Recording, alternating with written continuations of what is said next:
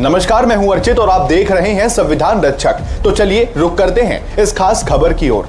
स्वामी प्रसाद मौर्य पर हमला, युवक ने जड़ा थप्पड़, समर्थकों ने जमकर की पिटाई, वीडियो सोशल मीडिया पर हुआ वायरल। स्वामी प्रसाद मौर्य ने रायबरेली में 6 अगस्त 2025 को हुए हमले के बाद योगी सरकार और हमलावरों पर तीखा हमला बोला। तीखे शब्दों में कहा कि करनी सेना के नाम पर कुछ कीड़े मकोड़े योगी सरकार के कानून की धज्जियां उड़ा रहे हैं और योगी सरकार गूंगी बहरी अंधी बनकर तमाशा देख रही है। योगी के राज में गुंडे माफिया को पुलिस का डर ही नहीं रहा है।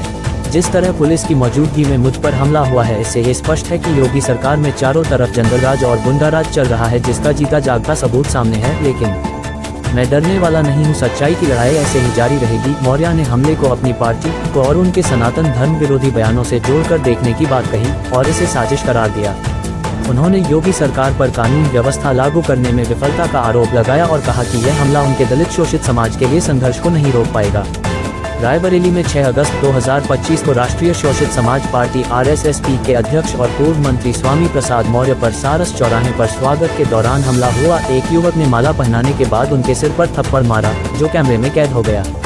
मौर्य के समर्थकों ने हमलावर को पकड़कर जमकर पिटाई की और पुलिस को सौंप दिया। हमलावर रोहित द्विवेदी ने स्वयं को करनी सेना का सदस्य बताया और मौर्य के सनातन धर्म विरोधी बयानों को हमले का कारण बताया। मौर्य ने योगी सरकार पर निशाना साधते हुए कहा कि करनी सेना के लोग सरकार की शह पर कानून की धज्जियां उड़ा रहे हैं।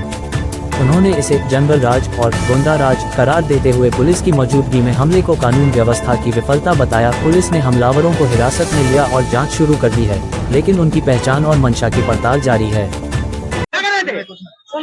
सनातन का विरोध कर रहे थे। हमला किया तुमने?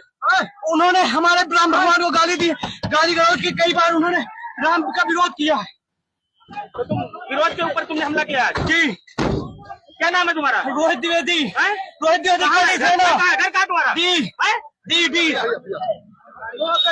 सरकार के मंत्रियों का ये रोना है कि अधिकारी सुनते नहीं, तो आम जनता का क्या बुरा हाल होगा, इसका अंदाजा लगाया जा सकता है। इसलिए भाजपा हटाओ यूपी बचाओ का लक्ष्य मान करके लोक मोर्चा आने वाले 2027 विधानसभा चुनाव में चाक चौबंद तैयारी के साथ मैदान में उतर रही है और भाजपा का सुपड़ा साफ करने की तैयारी भी है। अभी अराजक तत्व कुछ लोग आ गए थे, कौन है, क्या कहना चाहेंगे उनके लिए? अब यूपी सरकार तो पूरा जंगलराज बन गया है। गुंडे माफिया अपराधी बेखौफ कानून की धज्जियां उड़ा रहे हैं।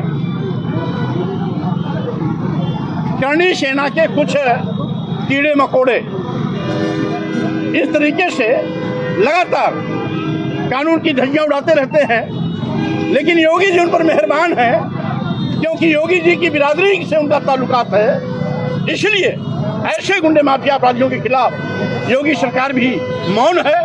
उनको मौन स्वीकृति मिली है, सहमति मिल चुकी है और ठाकुर होने का एक लाइसेंस मिला हुआ है कि जैसा चाहो वैसा कानून तोड़ो।